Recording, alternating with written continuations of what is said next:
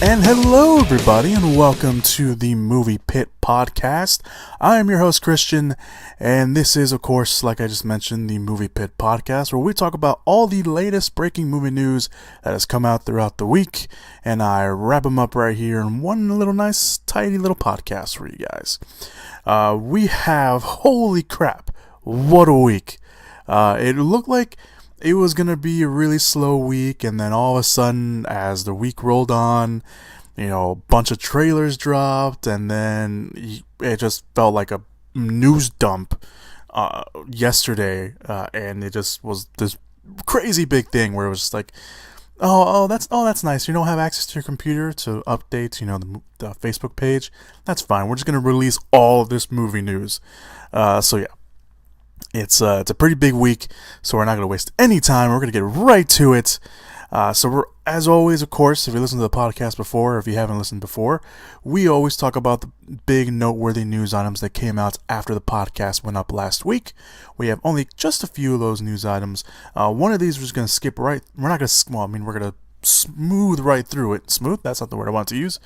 We're just going to ease right into it and go fairly quickly on this one.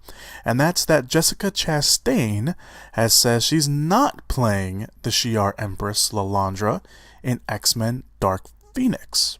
Now, X-Men Dark Phoenix, I believe, is still currently in production. I know Jessica Chastain has wrapped on the film. She's done filming that, but I don't know if the movie itself is finished filming. But it was announced when Jessica Chastain was joining the cast that she was pretty much immediately connected to the villain of the movie, Empress Lilandra of the Shi'ar Empire. Now, the Shi'ar Empire, for those of you guys who don't know, from the comics, they have a strong connection to the Phoenix Force. They're the ones that have been hunting it down. And, of course, in the comic and the movie, the Phoenix Force is connected to Jean Grey, of course, played by Game of Thrones' Sophie Turner in this new series. And they pretty much hunt the Phoenix Force and want to destroy it, which in turn, of course, means killing Jean Grey, which puts them at odds with the X-Men. And another group that may or may not be in this film. But we'll have to wait and see on that. But immediately when Jessica Chastain was attached to the movie, everyone really attached her to Lilandra. Well, according to herself, the actress, Jessica Chastain, through the comments section on her Instagram account, she said this, saying, quote, "Hey folks, want a scoop? I'm not playing Lilandra." And that's all she said. That is all she said. So she's not playing Lilandra, which of course pretty much begs the question, who exactly is she playing in the movie? She didn't give anything. She didn't give any details on anything.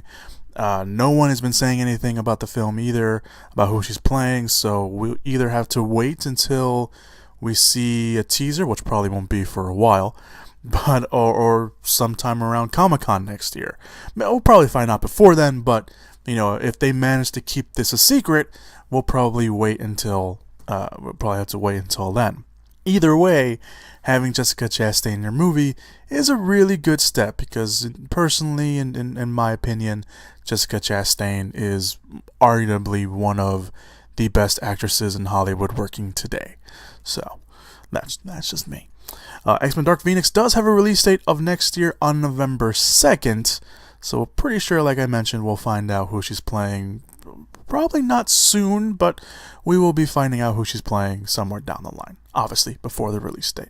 Alright, so let's move on to the second noteworthy news item that came out after the podcast went up last week. And that is a little update, or one of the many updates that we have on this movie. Star Wars Episode 9.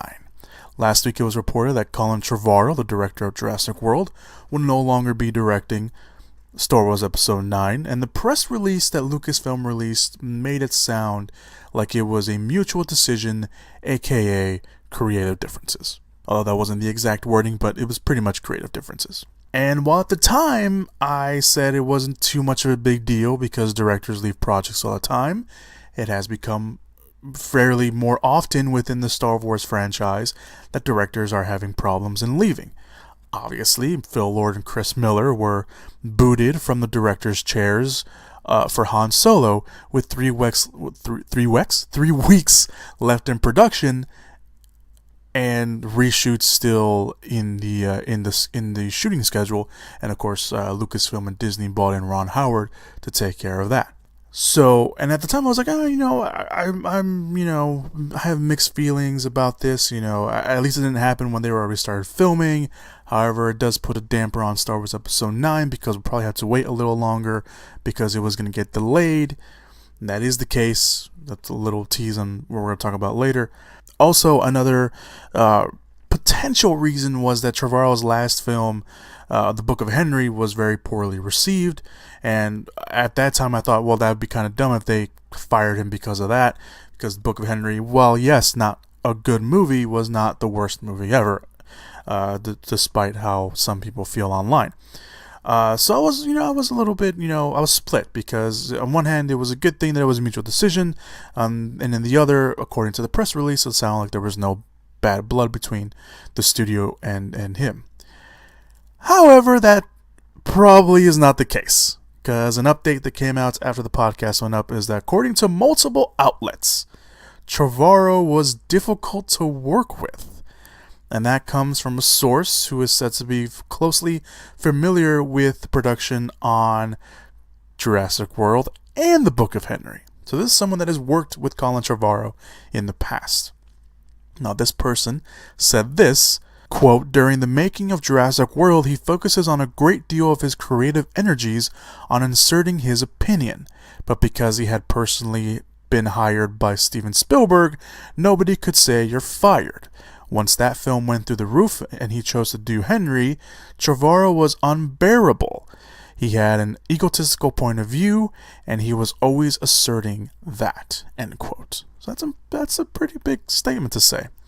Since then, a different report came out saying that Trevorrow and Lucasfilm were having script issues, and this might have been the real reason, besides him being difficult to work with, was the reason why he left the film. But anyway, I'm just going to report what was reported, and then I'll get into my other opinion on this.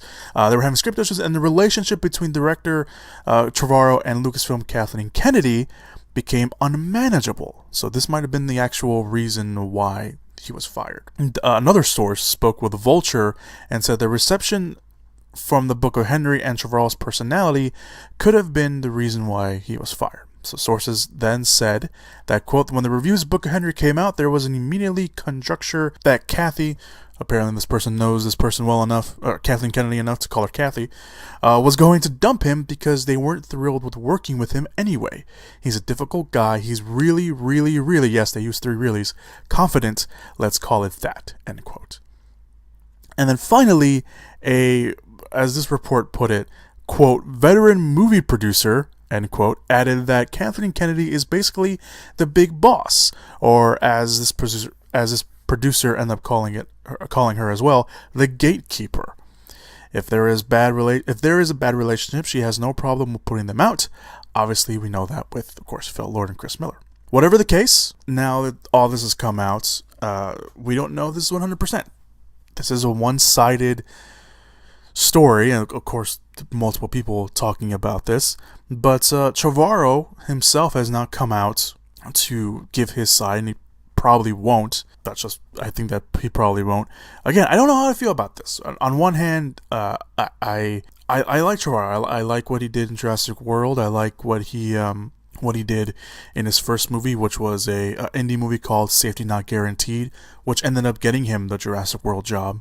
And on the other hand, going back just before that, I was looking forward to seeing what he was going to do with Episode 9. But on the other hand, Episode 9 is a huge franchise, and Kathleen Kennedy is the boss, or as this veteran movie producer said, she's the gatekeeper. She is the boss. This is her franchise, this is her studio, and this is essentially her movie to decide whether or not, hey, you have permission to use, you have permission to play in my house, go do something. And if she doesn't like what that person's been doing, she can undoubtedly and well within her reason say, nope, I'm taking it back. On the other hand, on my other hand, because I have 3 arms apparently, I don't like the fact that this is becoming so much of a thing now. I don't like the fact that the Star Wars franchise is having problems now keeping a director or directors in Phil Lord and Chris Miller's case, where this is going to become an issue. Because now director is hired for a Star Wars movie, I'm going to wonder how long are they going to stay on the project? Are they actually going to direct the project? Are they actually going to finish directing the project? We don't know anymore. And that is kind of it's kind of a problem, and it's not kind of a problem. Because like I said, directors leave projects, actors leave projects, people leave projects all the time. It's not that big of a deal. But when you have a huge franchise like this, it does become a little bit of a deal. Because on one hand, you have, like I mentioned, Kathleen Kennedy has the right, because she is the head of Lucasfilm, to be like, no, we're taking our projects back. We're taking our project.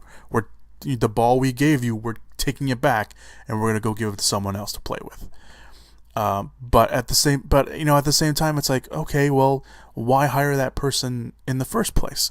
Now, the whole thing about them having script issues with Trevorrow and him having multiple cracks at trying to figure out the script. Okay, yes, if that is the case, if that really is what happened, then yes, because Trevorrow was originally one of the co-writers of Episode 9 with Derek Connolly, who he had written Jurassic World with and Safety Not Guaranteed with.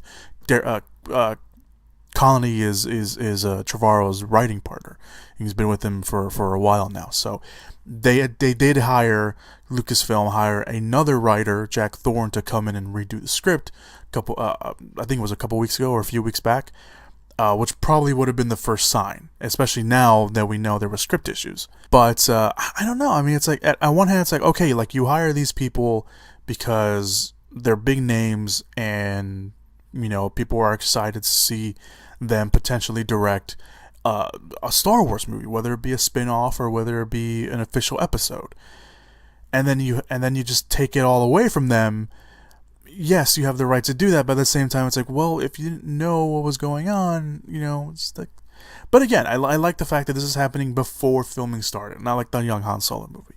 But like I mentioned, it has put a delay on Episode 9, and we will get more into Star Wars Episode 9. I believe that is our actually big news item of the week this week. So, of course, if you've been following the movie news cycle, you know exactly what the big update is. And if you haven't, then, well, just stick around. Or you can just go to the timestamps area down below in the description/show notes area and just skip ahead. But yeah. Alright, so one last big news item that came out after the podcast went up. It does connect to our trailer talk segment here on the podcast. Is the first teaser for 50 Shades of Grey came out. And as you can tell from the tone of my voice, I do not care. These movies are not targeted toward me. I have no intention of ever watching these movies. But I know there's a fan base for it, so if you want to go see the teaser, or if you haven't seen it yet, if you're a fan of the movie, you've probably already seen it. But if you're interested in seeing it, there's a link down below in the description/show notes area with all the trailer links. Movie comes out on February 9th next year. There you go. Alright, so let's move on from that. Move on to our official trailer talk conversation for the week. This is all our new movie news items for the week right here with Trailer Talk. The first trailer, and I mentioned there's a crap ton of trailers that came out this week. There's some trailers that we're not going to talk about that are down below in the trailer section. So if you look down there and you click on them and you're like, you need to talk about that trailer, it's because there's so much to get to this week. So I'm going to be talking about some of the bigger ones. So the first trailer the new trailer, I should say, for Disney and Pixar's newest film, Coco, was released. The film follows Miguel, an inspiring musician who teams up with the charming trickster Hector to go on an extraordinary journey through the land of the dead. This is Pixar's Dia de los Muertos movie that they have been working on for quite some time now. I believe they started working on this movie sometime around 2013, 2014, something like that.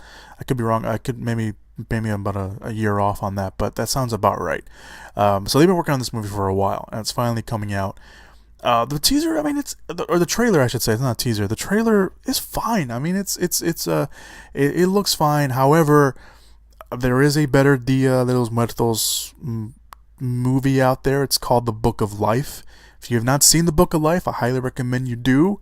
It is a great movie, and it deals with Dia de los Muertos. Obviously, Dia de los Muertos is a very big thing for me because obviously I am Mexican, and it's Dia de los Muertos is a very big celebration. It's not a holiday. It's not Mexican Halloween like some people think it is. It is a holiday. It is I just said it wasn't a holiday. It is a celebration of our dead. So it's I don't know about Coco. I mean, I'm gonna go end up watching it. It is Pixar. You know, every time you have a doubt about Pixar, they pretty much prove you wrong sometimes. So hopefully that is the case for this. So Coco will be released on November 22nd. We'll obviously talk more about Coco when we get closer to the release date. Moving on to our next trailer. This pretty much is a teaser, although they label it as a trailer. It's the first teaser for the Liam Neeson and Jaime Collet-Serra reunion, The Commuter. So Liam Neeson and Jaime Collet-Serra have worked together a total of 4 times. Those movies are Unknown, Nonstop, Run All Night, and now this, The Commuter. Collet-Serra is coming off The Shallows, so there is that. But this movie has a little something extra, because this is Liam Neeson, at least according to him, his last action thriller movie. So hopefully he goes out with a big bang for this. Neeson plays an insurance salesman who finds himself in a criminal conspiracy when his daily commute takes an unexpected turn. When a mysterious stranger, played by Vera Farmiga, offers him a large amount of money to identify a secret passenger, he soon discovers that he's in over his head. The rest of the cast includes Patrick Wilson, Jonathan Banks, and Sam Neill. This movie will come out on January 12th. I kind of like it. I mean, I was indifferent about Unknown. Nonstop was a pretty good movie that came out in January, put it that way. And Run All Nights was also pretty entertaining as well. So I don't know how I feel about The Commuter. I mean, it looks like it's going to be set all within the train, and it's got a great cast: Liam Neeson, Vera Farmiga, Patrick Wilson, Jonathan Banks, Sam Neill. I mean, obviously those are big names, and big names to carry any movie you put them in. But I don't know. I think I'll wait to see what the next trailer shows us, and if it really sells the idea. I like the idea. I like the cast, so I'm obviously gonna go watch anything Liam Neeson's in. So there's that. All right, let's move on to the next trailer. Like I mentioned, we're just kind of just sailing right past these because there's a lot of trailers that came out this week. The next trailer is the first trailer for Downsizing, starring Matt Damon. It is a drama comedy directed by Alexander Payne, who directed Sideways, The Descendants, and Nebraska, and takes place in the future where Norwegian scientists have solved overpopulation by being able to shrink people down. By promising people a new life, a married couple, played by Matt Damon and Kristen Wiig, decide to go through the irreversible process. The film also co-stars Jason Sudeikis, Christoph Waltz, Laura Dern, and Neil Patrick Harris. Downsizing comes out on December 22nd. It looks pretty good. It does. I think it's refreshing to see a movie set in the future where, you know, it's not post-apocalyptic. It's it's a movie set in the future where we have the technology to shrink people down. It's very interesting. It's a very interesting concept. I don't know if it's based off anything. I don't know if it's an original idea. It looks very good, and I am afraid that the trailer probably gave away a plot point that I'm not going to give. Obviously, if you watch the trailer, I think you'll notice it too. But it still looks very good. I think it's already played at the film festival circuit, because I did read some early stuff, just the basic headlines and stuff, and it looks like it's been getting some mixed reviews. Most of it seems to be positive, but we'll obviously have to wait and see for ourselves when this movie comes out. Like I mentioned, December 22nd for Downsizing. The next trailer is All the Money in the World.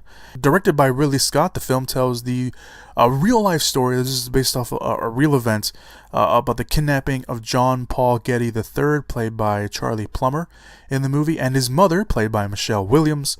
in their desperate attempt to convince their insanely wealthy grandfather, J. Paul Getty, played by a very makeup-heavy and almost unrecognizable Kevin Spacey. If they didn't say that Kevin Spacey was playing J. Paul Getty and they just showed the character, I would have been like, who the hell is that? So it's a desperate attempt to convince their wealthy grandfather to pay the ransom that is being demanded for his release. This will undoubtedly be very hard to watch, especially if you know the story behind the Getty kidnapping. I do know about the event because I do know very little about the event. I don't know the outcome of it, so I'm not gonna read online. I mean, obviously it's history, so I can go online and not be worried about it. But I want to see how Ridley Scott interprets it. He does have some competition on the TV side because there is a limited release series being worked on over at FX called Trust, directed by Danny Boyle. Pretty much covering the same thing. The film also stars Mark Wahlberg. It looks like he is someone that works for J. Paul Getty, and I don't know kind of what the relationship is with that, but he is there. Timothy Hutton also stars in the movie as well. It looks pretty good.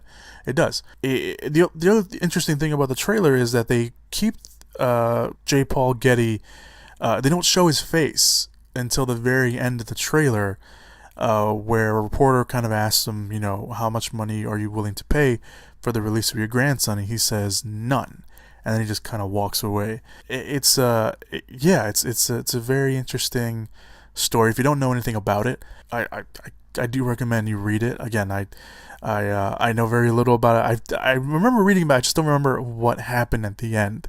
And part of me doesn't want to read what happens at the end because, again, I want to see kind of how Ridley Scott interprets it. But it should be interesting to see. It should be very interesting to see. All the Money in the World will be released later this year in December, on December 8th. So we got we still got a few trailers to get to. I thought I was almost done. But no. So a new trailer was released for The Disaster Artist, directed by James Franco and based off the infamous cult film The Room, aka the movie that's so bad and corny it's good. The film screened an unfinished cut at South X by Southwest, where it got a good reception, but it recently premiered at the Toronto International Film Festival, where the reception was even better. So there is that to look forward to. It is about the making of The Room. If you haven't seen The Room, I personally have not seen The Room, but I hear it's so good. It's so bad. It's so good. I hope you don't have to watch The Room to really appreciate this movie, and I highly doubt you'd have to watch The Room to appreciate this movie. But it's got a really good cast. James Franco's in the movie. He plays the guy that made the movie, Tommy Wiseau. I think that's how you say his last name. But Dave Franco's also in the movie. Seth Rogen, Alison Brie, Zac Efron, Josh Hutcherson, and Jackie Weaver. They're all in the film. It looks real. You know what? It does look good. It looks good. The teaser that was released, I believe, last month, was really good. It kind of showed a little bit of the humor. This movie does show more of the humor, but it shows a lot more. This movie is a lot more than just, people trying to make a movie. It's about this guy who has been told no kind of his whole life, and he's making his movie, and people are still doubting him. So the movie is said to have a lot of heart as well, so hopefully it'll be good. I think they want it for an Oscar push. I don't know if they'll get it, but we'll see. The Disaster Artist has a limited release opening on December 1st before it goes wide the next week on December 8th. There was a quick new trailer for the Jackie Chan and Pierce Brosnan film The Foreigner, based on the Stephen Leather novel The Chinaman. Obviously, they had to change the title because that'd probably be a little bit insensitive. Jackie Chan stars as a London businessman who, after losing his daughter in an act of politically motivated terrorism, and no one willing to help, he takes matters into his own hands. This puts him at odds with a British government official played by Pierce Brosnan, whose own past may hold the clues to identifying the killers. The movie is directed by Martin Campbell, who has ironically directed two previous James Bond movies, GoldenEye and Casino Royale. So this movie looks pretty good. I didn't know about this movie until I saw the first trailer that was released. That one was, I believe, released a few months ago, and this immediately jumped on my my to watch list. And this trailer shows off a lot more of the action, and pretty much shows that Jackie Chan, no matter how old he gets, I think he's 64, 63, something like that. He can still whoop your ass no matter what. So this looks really good. This immediately jumped to my must-watch list, so I'll definitely watch this. The Foreigner will open on October 13th later this year, so next month.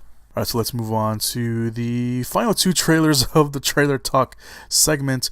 The next trailer is Red Sparrow, based off the book by Jason Matthews and directed by Francis Lawrence, who directed the last three Hunger Games movies. I think that's right. Jennifer Lawrence, no relation to Francis Lawrence, stars as Dominika, a Russian woman, once a ballerina, and after a career-ending injury, she is manipulated into becoming a new recruit in Sparrow School, a secret intelligence service that trains young people to use their bodies and their minds as weapons. Dominika, of course, becomes, obviously, as the story goes, one of the most dangerous in the program. However, with all that power she has, she now becomes a target, along with other people that she cares about, including her mother and an American CIA agent played by Joel Edgerton that she becomes close to. The trailer, it's really more of a teaser, but they labeled it as a trailer. It doesn't really show too much. It shows enough to be a teaser. That's why I kind of personally prefer to call it a teaser. It's got a pretty, Jennifer Lawrence, Joel Edgerton, two very good actors and actresses. Charlotte Rampling's also in this movie, along with Mary Louise Parker and Jeremy Irons. I don't believe you see Jeremy Irons in this trailer. Neither do you see Mary Louise Parker. You do see a lot of Jennifer Lawrence. You do see Joel Edgerton, and you do see Charlotte Rampling in the trailer. It looks like Charlotte Rampling is either Jennifer Lawrence's mother or part of the program. I think I'll lean more to being kind of the leader of the program, or the head of the program, I should say. At least based off the trailer. So we'll have to wait and see on that. It looks okay. I mean, it's I've seen some, obviously people have their opinions on the trailer, and obviously everyone's like, well, it looks like we got our Black Widow movie, without it being actually a Black Widow. So I found that kind of funny, actually, to be honest. But I don't know. I mean, it looks okay. I mean, the trailer, again, the teaser starts off really slow. It does start off really slow. It looks like she's on one of her missions, but it starts off really slow, a little slow for my liking, but then it really picks up near the end. I'll go watch it. I mean, I like the people in it, so hopefully the next trailer really convinces me what's going on. Hopefully it convinces me and everyone else who was not convinced yet to go watch it. So Red Sparrow comes out next year on March 2nd. And finally, the last trailer for the Trailer Talk segment is the Red Band trailer for Guillermo del Toro's The Shape of Water. The film is set against the backdrop of the Cold War-era America, and in a hidden high-security government laboratory, Elisa, played by Sally Hawkins in the movie, a lonely and deaf-mute, her life is changed forever when she and her co-worker Zelda, played by Octavia Spencer, discover a secret classified experiment, a humanoid creature, of course, played by a Guillermo del Toro mainstead, Doug Jones. I personally cannot wait for this movie. I love everything Guillermo del Toro does, and this movie's been getting a lot of love at the film festival circuit. And obviously this movie has apparently put Guillermo del Toro in the Oscar run, because people are saying this could be a definite Oscar contender.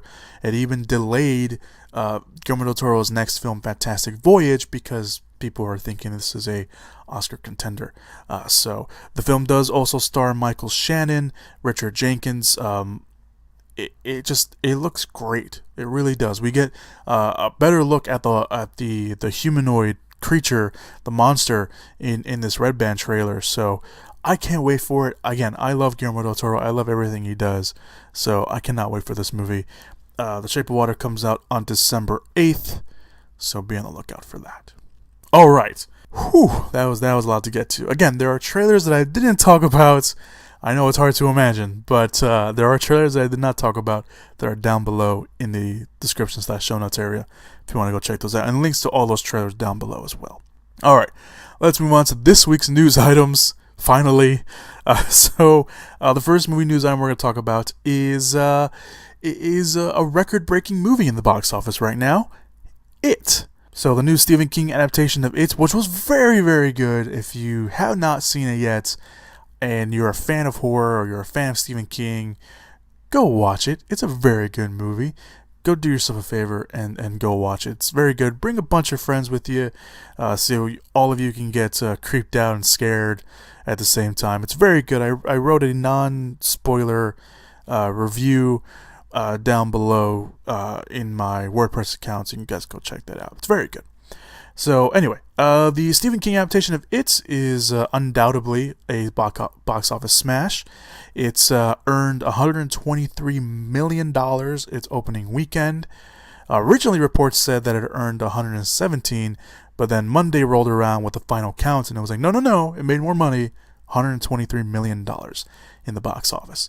So with that said, it now carries the record for the biggest opening of a horror movie ever, beating out Paranormal Activity 2 with a measly $52.6 million, and also now holds the record for the biggest release in September, beating out Hotel Transylvania, which again earned a measly $48.6 million.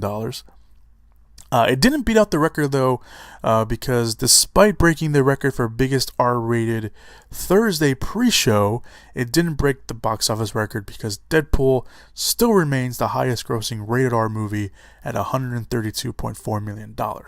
But it is now the third highest first weekend movie of the year, right behind Beauty and the Beast and Guardians of the Galaxy Volume 2. So it is a success nonetheless.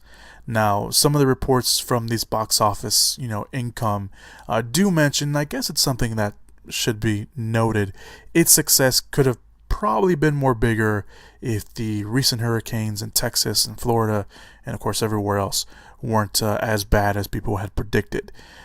That said, it is only a movie, and of course records can wait and records can be broken anytime by any movie, but people's lives and safety is obviously more important. But the reports that I read some of the reports that I read, not all the reports, but some of the reports didn't mention that, so I want to be fair and give you a whole overview on that. But its success was not just limited to the weekend box office, it was limited to the weekday box office, because the movie broke a Monday earning record of $8.8 million and continued on to Tuesday, where it earned $11.4 million. Who watches movies during the week? This guy, although I didn't see it again, I only saw it once. But it is now the biggest weekday gross of the month of September for Warner Brothers, edging out other big Warner Brothers movies like The Conjuring, Sully, and I Am Legend. However, it did not take the Tuesday box office record, because another horror reimagination holds that record, and that is The Omen. The Omen opened on a Tuesday because that is when June 6th of 2006 was, obviously 666. That earned $12.6 million that day when it opened, so there you go. The actual word it, not the movie it. It should be interesting to see how it, now the movie, holds up this weekend. Of course, with Darren Aronofsky's Mother coming out this weekend. Mother has been getting a lot of rave reviews. The promotion for the movie has been through the roof, so we can definitely expect a box office showdown this weekend. I'll get more to that when we talk about this week's releases. But at this rate, the movie It will probably continue to break records. It hasn't broken anything since then, so I think it's kind of been slowing down a little bit. Finally, to put matters into perspective, by the way, earning all that money, the movie's budget for It was $35 million. So it earned back all of its money and much more. The sequel is projected to hit sometime in 2019. It is not officially set just yet, but they're aiming for a 2019 release for the movie. So obviously, if anything pops up, I will obviously keep you guys updated on that. If you saw the movie and you're interested in seeing a lot more of it, the director Andy Muschietti did come out and say that there will be an additional 15 minutes of footage that was cut from the movie on the DVD and Blu-ray. So you guys can look forward to that. Alright, so let's move on to the next movie news item. Sticking with Stephen King, because it's something that we should probably be hearing a lot more of soon. Stephen King's story, Suffer the Little Children, is being adapted into a feature film. Sean Carter, he's a up-and-coming director and writer, will direct a movie. It's a supernatural thriller that centers on a recently divorced first-grade school teacher who notices some unsettling traits in the children in her class. Flashes of bizarre texture lurking underneath their skin, a chilling and conspiratorial secrecy to the way they play together, and now people in their town are mysteriously dying. Is this all paranoia, or is this something more disturbing happening to the children in this town? That is what the story is about. It's actually a short story of Stephen King that he wrote that is part of his short story collection, Nightmares and Dreamscapes. But obviously there was enough there for a movie to be made. I believe there is a movie or a short film that's already been released of the story. So if you want to go check that out, you can. As for Carter, like I just mentioned, he's an up-and-coming writer and director. He just completed his first feature film, which is a horror thriller, Keep Watching, and he currently has a short film making the film festival circuit as well. So, like I mentioned, Stephen King's name is probably going to be in the movie news cycle for a while, especially if it continues to break records. So, let's stick with the horror genre just for a little bit for this news item. James Wan is set to produce a feature-length film based on a short film, Sweet Tooth. James Wan will produce a horror film, Sweet Tooth. New Line Cinema picked up the rights to the short Dutch horror film by Nico van den Brik of the same name. The short film is also called Sweet Tooth. It follows the trend of short film directors directing the feature-length debuts of their shorts, because Nico van den Brik will make his directorial debut for the movie. The story of the short centers on a woman who comes home to her apartment building, and while watching the news discovers that her neighbors, a mother and two children, have been killed, but then she begins to hear laughing and running of those same children. Because you gotta make things creepy. The studio is now looking for a writer to flesh out the short's concept into a feature film. The last time Wan did this was for David F. Sandberg, who directed Lights Out, which was based off his own short, and then he went on to direct Annabelle Creation, which were both very highly successful at the box office. So there is a possibility that Nico van den Brik will be James Wan's newest protege, and we'll probably be hearing a lot more of him in the future. I don't believe this short is available online. I didn't do a lot of research. I just kind of saw the news story. So I don't. If it is available online, if I can find it, I'll link it down below. If not, I'm sure someone will make it available sometime soon. All right, let us move on to the rest of the movie news items. These next two movie news items are pretty quick. John Wick Chapter 3 has a release date. Yeah. The third film in the John Wick series will be released during the summer movie season. The movie will be released on May 17th, 2019. So Lionsgate is making a pretty big jump here. But the series does have some faithful fans. The first film came out in October, and John Wick Chapter 2 came out in February. So they're making a pretty big leap here, putting it pretty much on the early start of the summer. So despite the release date, we don't know too much about the movie just yet. Details have been pretty low on that. But despite given the ending of John Wick Chapter 2, we can probably expect a pretty big third entry in the movie. No official director just yet, but the director of the last film and the first film, Chad Stahelski, I think that's how you say his last name, I could be wrong, is intent on coming back. He is currently writing the script, so there is that. Alright, so let's move on to the next movie news item. Robotech, the movie, has found a writer. Sony Pictures is writing their adaptation of Robotech. They already have Andy Muschietti, the director of It, lined up to direct a movie. They got him back in July. And now they have a writer. Reports say that Jason Foch, I think that's how you say his last name, could be wrong, to write the screenplay based off the popular 80s TV animated series. Foch is probably most well known for co-writing Wonder Woman, at least the first one. He also wrote the Peter Pan spin-off Pan, which was not very well received, and broke into the scene by writing Ice Age Continental Drift. He will now co-write the film with Muschietti. Sony Pictures has put Robotech as a very high priority for the movie. For those unfamiliar with the property, it takes place in the future where Earth has developed giant robots from technology of an alien spaceship that crashed on the South Pacific Islands, as we do when we find new technology, to fight off an impending alien invasion. The writer, Futch, does have some projects lined up as well. He will write the sci-fi film Luna Park with Tom Cruise, starring Tom Cruise, and director Doug Liman. He also has the video game adaptation of Minecraft that he's writing. So, all right, so let's move on to the next movie news item. Phil Lord and Chris Miller are rewriting the script for the Lego Movie sequel. Also, producers have given us our first details on the project. Phil Lord and Chris Miller, obviously two of the biggest names in Hollywood, and currently not the biggest names in Hollywood for the wrong reasons, because they got fired from the Han Solo movie. But they're coming back to do script rewrites for the Lego Movie sequel. Yes, that is what it's called. They're calling it the Lego Movie sequel. Collider got the information from producers Dan Lin and Chris McKay while doing promotion for the movie. They confirmed that, like I mentioned, Phil Lord and Chris Miller are rewriting the script, and they also confirmed that the film will pick up several years after the first film ended, and what the world now looks like now that the Duplo, I think that's how you pronounce it, they're essentially they're big Legos for infants, so they don't choke on the small pieces. But the things that appeared at the end of the first movie have come into the world. It also now looks like the Duplo will represent Finn's sister's imagination, while the Lego, of course, represents Finn's imagination. Finn being the live-action boy after the first movie. Going off that, they gave us the first real details on the movie. I believe this was Chris McKay because I don't think Dan Lin is the kind of guy that swears.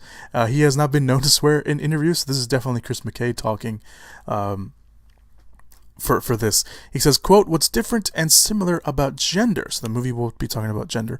When a boy plays versus how a girl plays. What kind of stories are there? Chris and Phil are super fucking smart and really thoughtful and sensitive writers. The kinds of questions and the interesting ideas that we're getting into with this movie, it's going to be like the first Lego movie, where it was about something else that's really profound. I'm really excited about where the movie is going to go because it's about these things that are actual notions that people have that might even be unconscious biases, where people don't even realize that that's the way they're looking at the world.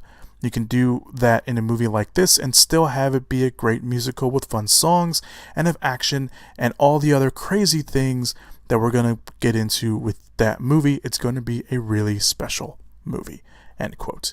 I like the idea. I like the idea of them having two different imaginations and going through the film, especially considering that we know now what the twist is in this series. We know that the Legos are just an imagination of a kid playing with Legos, pretty much like how we all felt.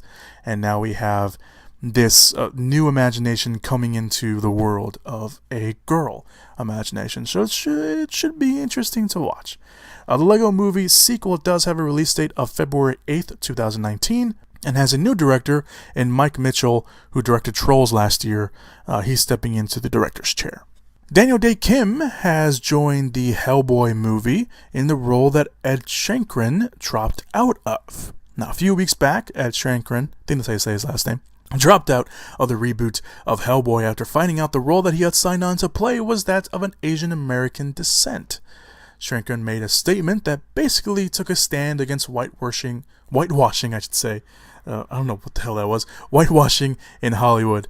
Everyone, including myself, of course, applauded him for the move, considering that it was definitely a risk on his behalf, but he took it anyway because he said enough is enough, give minorities a chance. That's not what he actually said, but that's kind of what he meant. Since then, the role has been pretty quiet until now. Daniel Day Kim was in negotiations earlier in the week until he confirmed his involvement later in the week.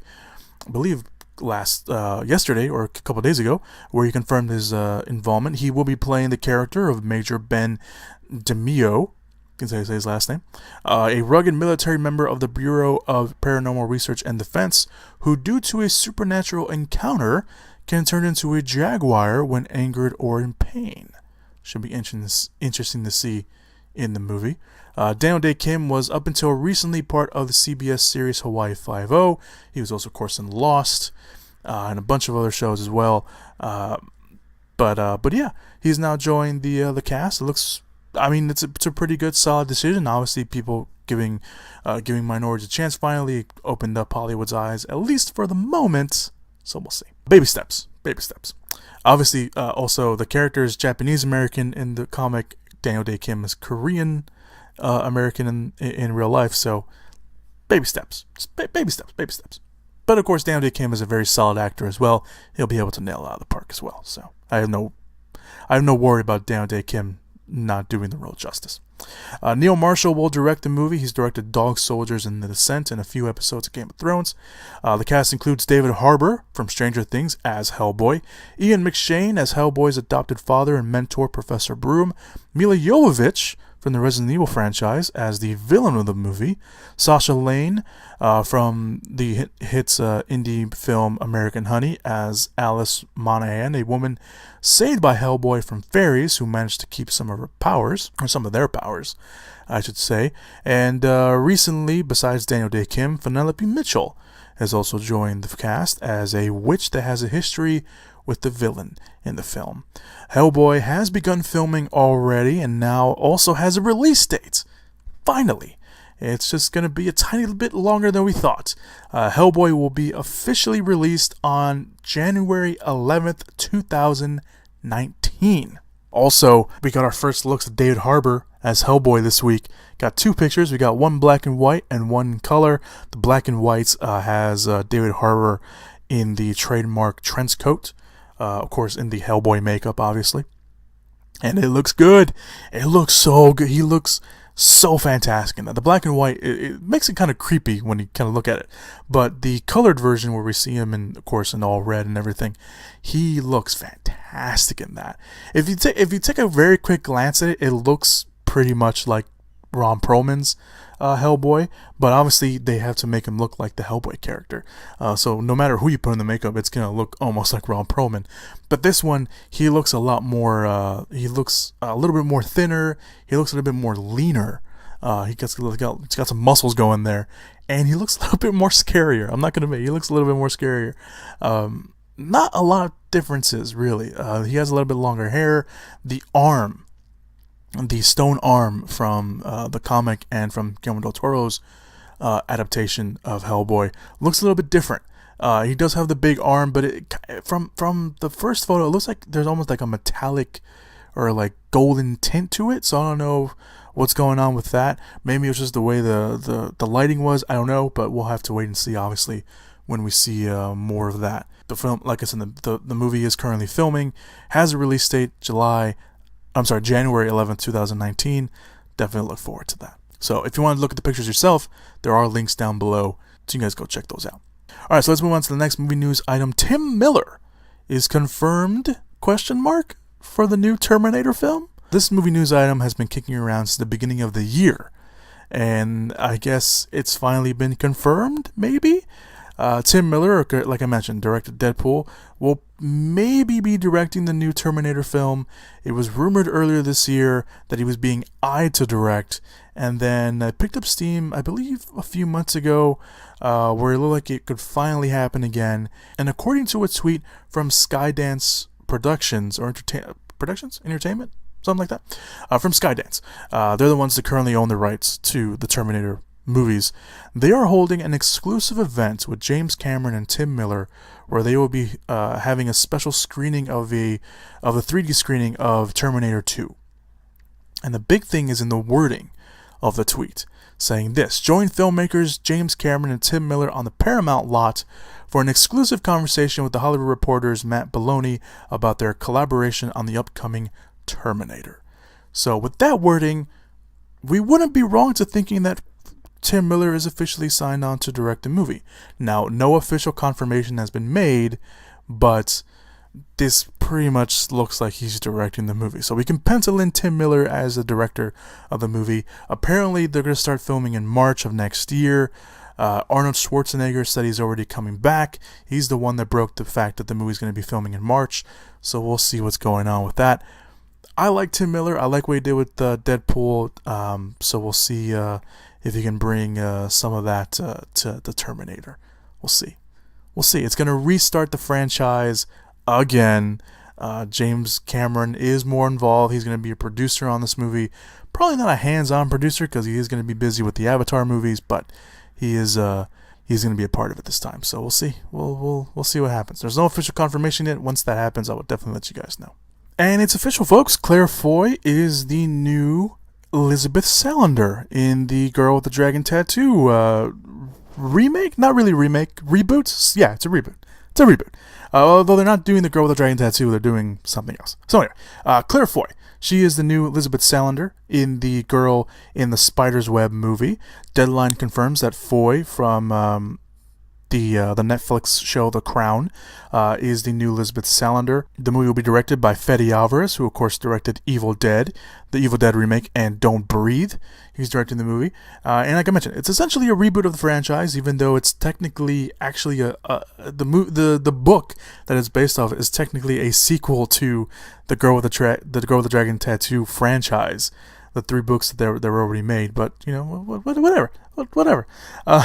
So The Girl in the Spider's Web was written by David Landerkratz, who took over the series after the death of Stieg Larsson, who wrote the original series of books. But the book itself, and now the movie, The Girl in the Spider's Web, follows Mikkel Blomkvist, who of course was played by Daniel Craig in the American remake, but will obviously be played by someone else here, receives a tip of information relating to the United States, and the source's source is a young female hacker who sounds a lot like Elizabeth Salander. So it sounds like it's going to be a very government political-oriented movie. Obviously, like I mentioned, there was already a 2011 adaptation of The Girl with the Dragon Tattoo that was directed by David Fincher. Of course, Rooney Mara ended up playing Elizabeth Salander, and I think she did a pretty good job in that role. Obviously, of course, Naomi Rapace played the original Elizabeth Salander in the original film.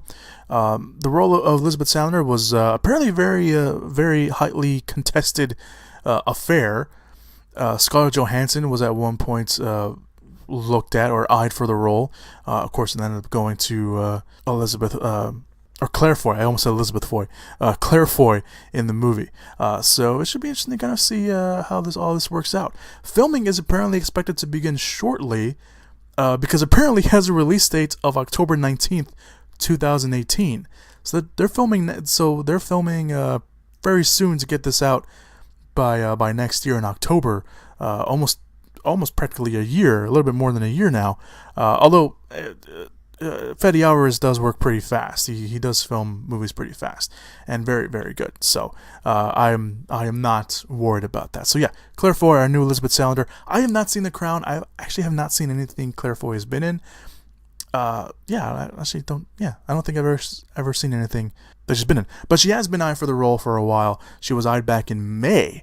So we've been talking about this for a while, but it was just her being looked at, being eyed for the role. But yeah, we'll see. We'll see what happens with this. I'm kind of excited for it. I like Fede Alvarez. I like what he did with Evil Dead, and I like what he did in Don't Breathe. Obviously, this is very different for him, but I think he'll do a good job with this. Claire Foy. Again, I haven't seen her in anything. I haven't seen the Crown.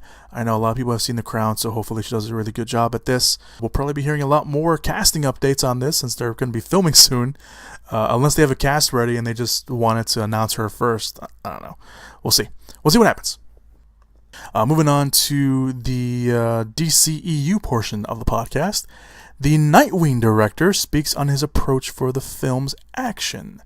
So, Nightwing is a movie that has been very, very quiet since it was announced. The film will be directed by the Lego Batman movie director Chris McKay, and it will be a part of the DCEU.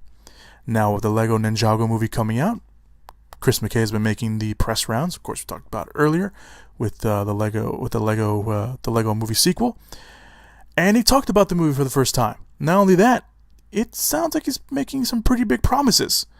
More particularly with the action part of it, saying this: it's gonna be a fucking badass action movie with a lot of heart and emotion. It's gonna be crazy fun ride. Whoever gets cast as Nightwing and any of the other actors around are gonna go through a fucking boot camp experience because it's gonna be a lot. I'm not gonna do a lot of CG. It's gonna be all real shit. It's gonna be real stunt work, and they're gonna need to do all of the stuff on camera and do it credibly. For the cast and crew, it's going to be a visceral experience, and for the audience, it's going to be a lot like these movies where it's not going to be a lot like these movies where there's a lot of CG and flying and things like that. Everything he does is going to have to be real. His superpower is really fucking good as a human being at fighting and gymnastics and shit like that. So they're going to see that on screen. It's going to be fun. End quote. So yeah. That sounds really cool. That sounds really good. Obviously, that is a very, very good approach to Nightwing. Nightwing, by the way, for those of you guys who don't know, Nightwing is the original Robin, Dick Grayson. After he dropped the Robin mantle, he went on and became Nightwing.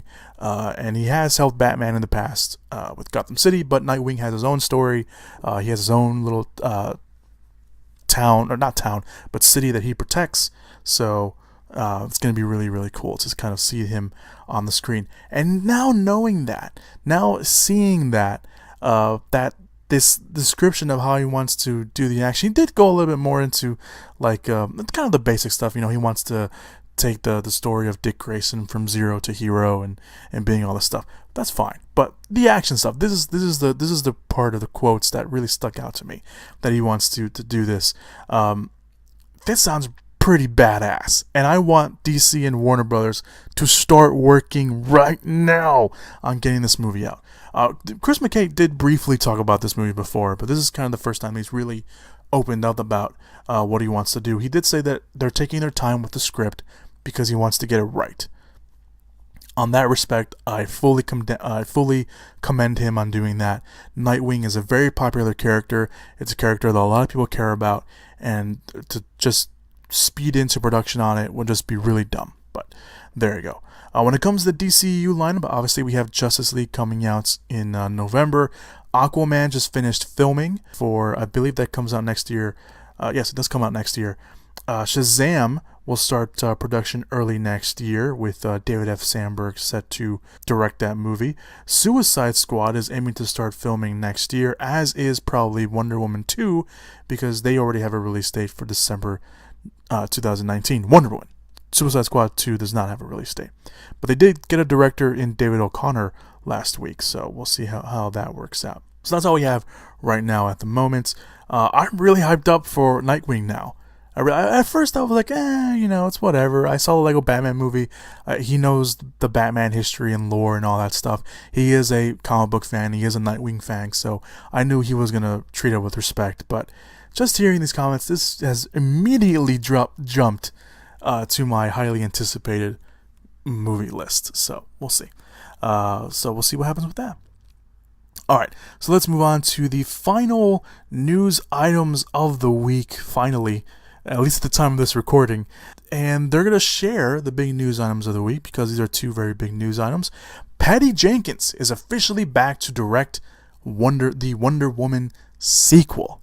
Finally. Finally.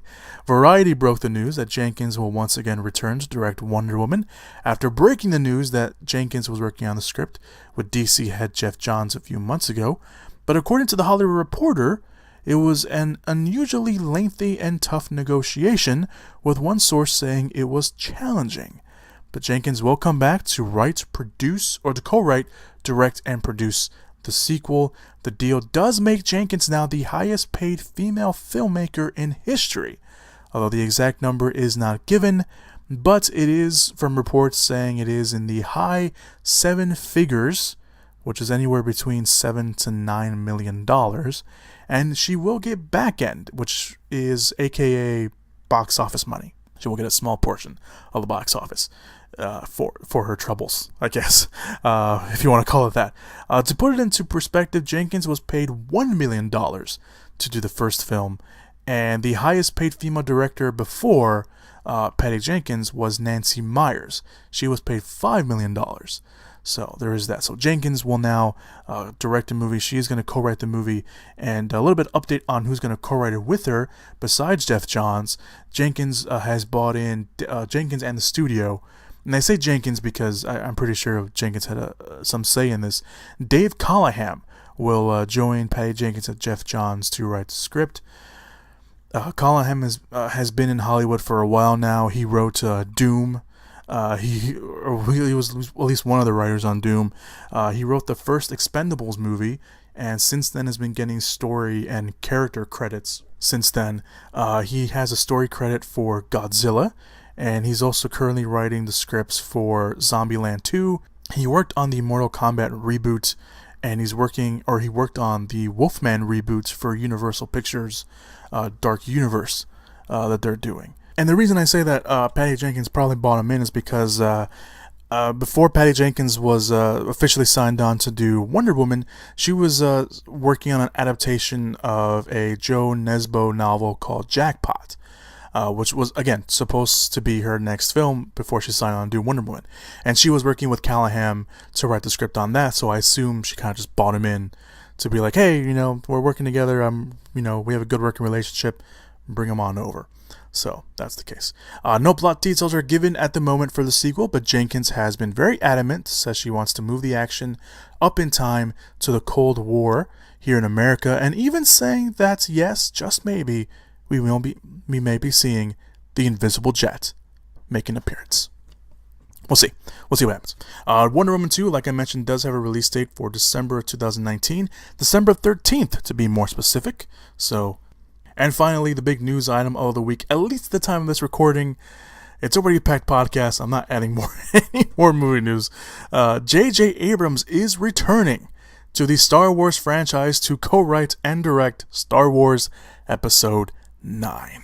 J.J. Abrams, of course, directed Star Wars The Force Awakens, basically probably doing his best Thanos impression, saying, fine, I'll finish it myself.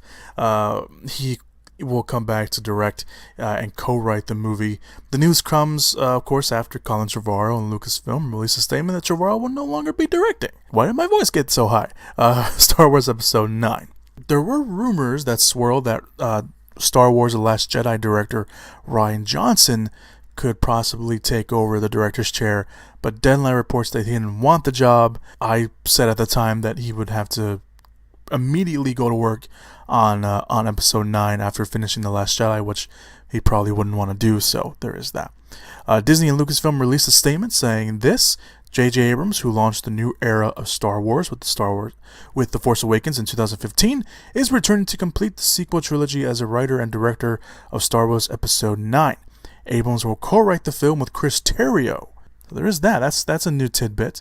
Before we get to that, Kathleen Kennedy also released a statement saying, with The Force Awakens, JJ delivered everything we could possibly hoped for, and I'm so excited that he's coming back to close out this trilogy. So one of the bigger, obviously, notes is that Chris Terrio is going to co-write the script. Terrio, of course, wrote Argo, that won Ben Affleck and some Oscars, and won the movie some Oscars. He did some reworking on the script for Batman v Superman: Dawn of Justice. He also worked on the Justice League movies, so he's jumping a franchise a little bit here with that. As for J.J. Abrams, I like J.J. Abrams. I like what he did with The Force Awakens. There are some criticisms out there that The Force Awakens was a lot like A New Hope.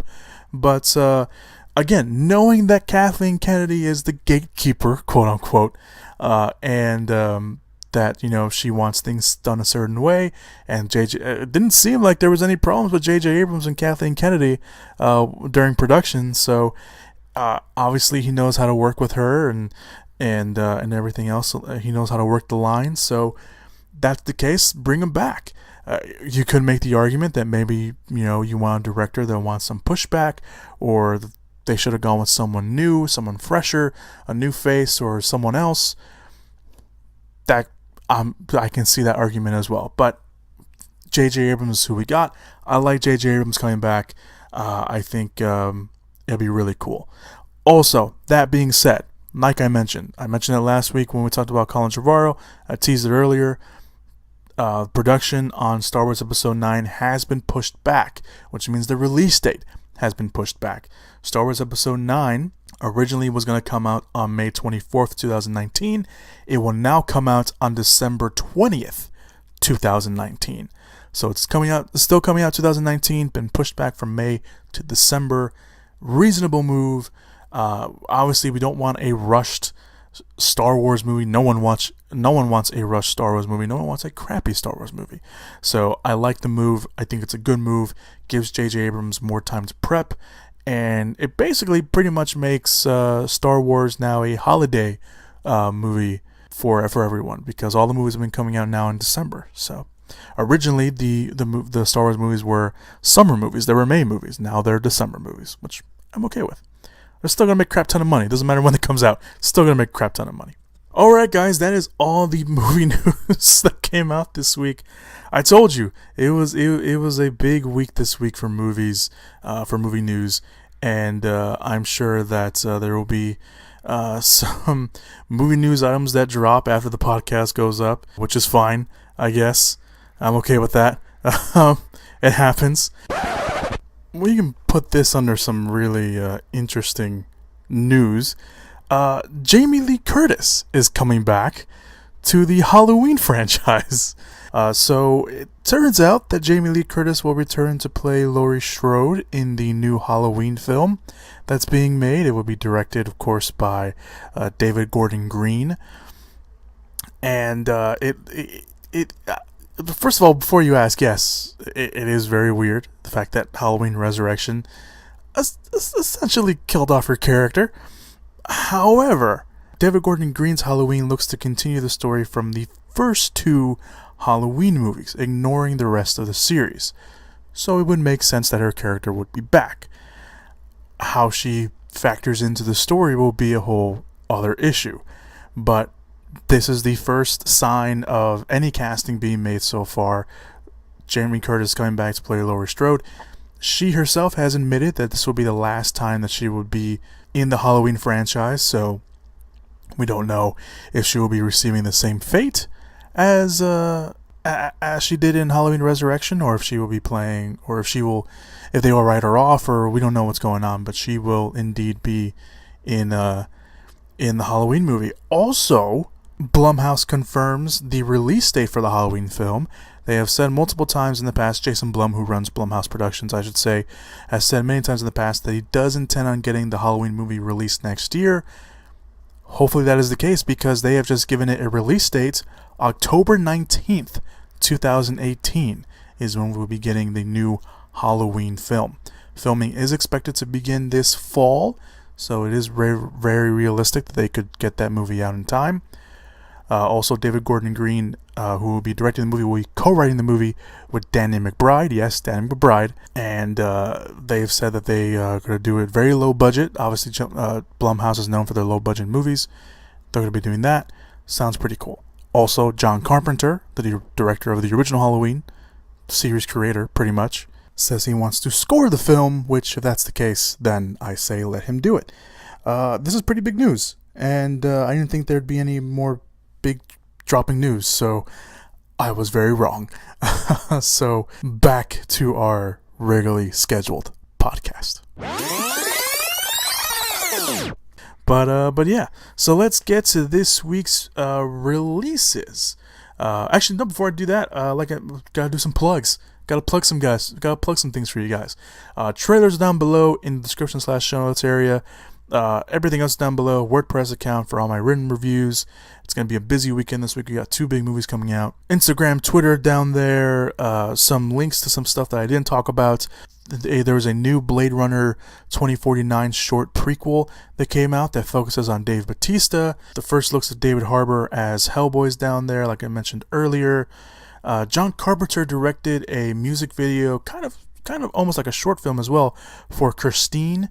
It's part of an anthology that he's doing for his music scores that he's doing. He's going to go on tour with that.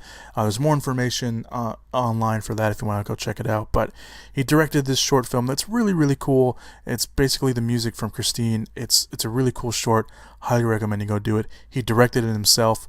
It's really, really cool. Even if you didn't watch Christine, it's really, really cool. But I do recommend you watch Christine. And finally, there is a link down there to some drama, some writer drama for Thor Ragnarok. Apparently, a writer on the next Thor movie was apparently denied credits from the Writers Guild of America. So, should be interesting to see how that kind of works out. Again, full story is down below if you want to go check that out. I didn't mention it on the podcast, again, just for flow and time, and highly recommend you go read that because it's a very interesting thing. I don't know if it will be a big movie news story in the following weeks, but it's definitely something to keep an eye out for. So, all right. Those are your plugs. Now let's get to this week's movie releases. So this week's movie releases, we don't have any real big limited releases coming out, so we're just going to jump right to the wide releases. The first one is American Assassin, based off the novel by Vince Flynn. The story centers on a counterterrorism agent, Mitch Rapp. The film stars Dylan O'Brien, Michael Keane, Sanaa Lathan, Scott Adkins, and Taylor Kitsch. Looks okay. It doesn't look too bad. I mean, I think it's getting a lot of mixed reviews. Most of them don't seem to be on the positive side, but it is getting mixed reviews. So, judge for yourself. I am gonna go end up watching it. I do like Michael Keaton. I think Michael Keaton's in this little renaissance of his. See how it turns out. The next wide release is Mother, written and directed by Darren Aronofsky. A couple's relationship is tested when uninvited guests arrive at their home, disrupting their tranquil existence. The film has a pretty big cast: Jennifer Lawrence, Javier Bardem, Michelle Pfeiffer, Ed Harris, Domhnall Gleeson, Kristen Wiig, and Brian Gleeson. This movie looks so weird, but it looks really good weird. Everyone's been talking about, like, holy crap, this movie's I don't know, like, people have been very quiet about this movie, but it's getting a lot of great review. Like, people online have been, like, people that have seen it already, and, like, the people that I follow from, like, these movie news outlets, they've all been saying it's really good. They're not giving too much away. They're just saying it's basically the biggest what the fuck movie that they've seen in a while. So that gets me really excited to see what's going on with this. Trailers don't really give anything away. I did get a very Rosemary's Babies vibe, and people have been kind of comparing it to Rosemary's Baby. Someone I think even did like a supercut of Rosemary's Baby done in the style of Mother. So it's kind of interesting that they would do that. I did get that right away too from the second, not from the first trailer, but from the second trailer that was released. It does give off a little bit of a Rosemary's Baby vibe. But the fact that no one knows what this movie is about, except for the people that have already seen it, and they're not giving anything away, is fantastic, and I can't wait to watch it. I'm a huge fan of Darren Aronofsky. I like the cast. I think the cast is great. So hopefully it does well. But it does have some competition at the box office this week. So, American Assassin and Mother are your big releases for the week. Let's move on to this week's box office predictions. My predictions last week were right. How about that? My picks last week were It at number 1, Home Again at number 2, The Hitman's Bodyguard at number 3, Annabelle Creation at number 4, and Wind River at number 5. And the box office was exactly that. Obviously, we talked about It and its big box office opening weekend, which, of course, brings us to this week's box office. I think it will have a big staying power, and I do think that it will probably be a repeat at the box office. I think it will be number 1 again. It won't obviously make $123 million again. It's probably going to be somewhere like in the, I don't know, like the $50 million range maybe. I'm not very good with numbers. That's why I don't do numbers on the podcast. But yeah, I do think that it's going to be the number 1 movie again. I think Mother will be number 2. I think the intrigue factor will play a big factor. The good reviews are going to be a big factor as well. Hopefully, I know a lot of people don't like Jennifer Lawrence for whatever reason they have, but I think the fact that the movie's been getting a lot of great reviews and the promotion has been crazy for this movie. There's promos everywhere for it. I think that will definitely get people in the movie theaters. I think American Assassin will be number 3. I know the Thursday pre-show numbers give American Assassin the edge, but we'll see what happens with that when everyone gets a chance to see it. I think Home Again will be number 4. Yes, number 4, and Hitman's Bodyguard will stay in the top 5 box office at the number 5 position. It should be interesting to kind of see how the top 3 work out. I do think It, Mother, and American Assassin will be the top 3 movies at the box office. but the question is, what edges out what? I do think it will probably be number one again. So the question now becomes, will it be Mother or American Assassin that pummel over each other for the top 2 and 3 positions? So those are my picks. It's Mother, American Assassin, Home Again, and Hitman's Bodyguard.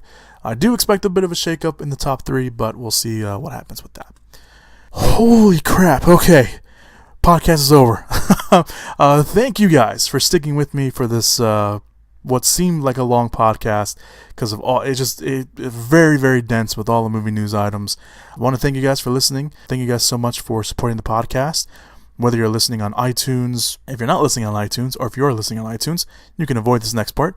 But if you aren't listening on iTunes, we are on iTunes now. There is a link down below if you're listening to this on SoundCloud or on YouTube. I think even on the iTunes, the link also has the iTunes connection. But whatever the case, if you're listening to this on YouTube or SoundCloud, go click that iTunes link.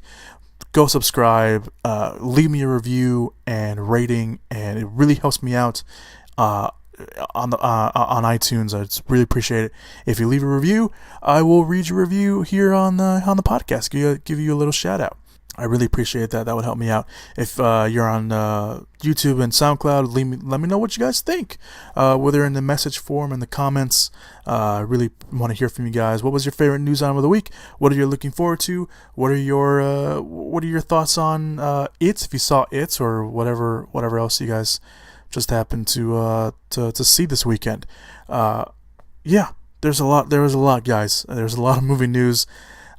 This is gonna be a pain in the ass to edit, but that's my problem. That's not your problem. You'll see the end. You'll see the end product of all this. So yeah, thank you guys so much for listening to the podcast this week. I really appreciate it. Stay safe, have fun, and as always, go watch some movies. Whoop whoop! Yeah! Give it up! Movies!